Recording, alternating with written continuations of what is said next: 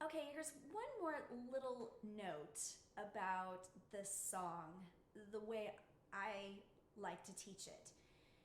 Now, I like that it has a sort of a romantic sound.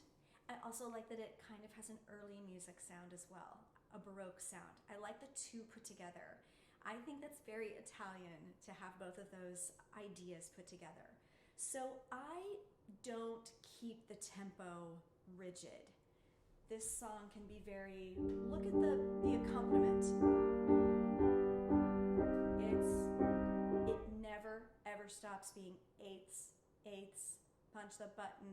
I have definitely taught this with just exact eighth notes, and it feels a little stifling. It's boring.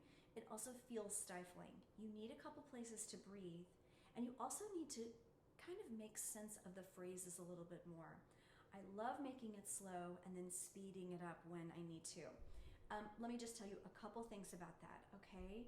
I want you to take your time when you do mentre del mare, when you get to that high note, whatever key you're in, take your time and take a nice deep breath. When you take those breaths, those really deep breaths, you can take a little bit more time to do that because we're kind of thinking in romantic era, even though it's probably not. I don't actually know when this was written. I didn't look at that before we started, but I want you to take your time, and the pianist should follow along. It should feel like you're breathing together. One quick breath that I love that I always teach is the last page, second line. This is in the high key. Mentre nel suo segreto. Look for that. Mentre nel suo segreto. I mean, take your time. Breathe beautifully.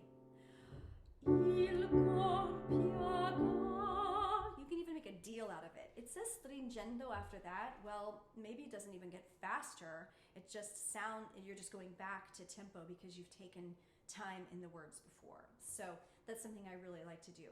Don't make it too slow that you can't make it through your phrases. Just slow enough that you really work on your breath support and that you can really like stretch and be able to make it that one extra note. Okay? Thank you so much. I just had a few more things to say and I wanted to make sure that I said them to you. Don't forget, with this whole thing, this whole song, we're focusing on the passaggio. So whether you're in the low key or the high key, remember that your E vowel is really going to be a pure E. Your U is going to be a pure U. You're going to keep things balanced. The resonance is really going to be balanced, and that's what we're going for with this. That's why the Italian is so important. But if you can't do things on, well, I'll give you a vocalese.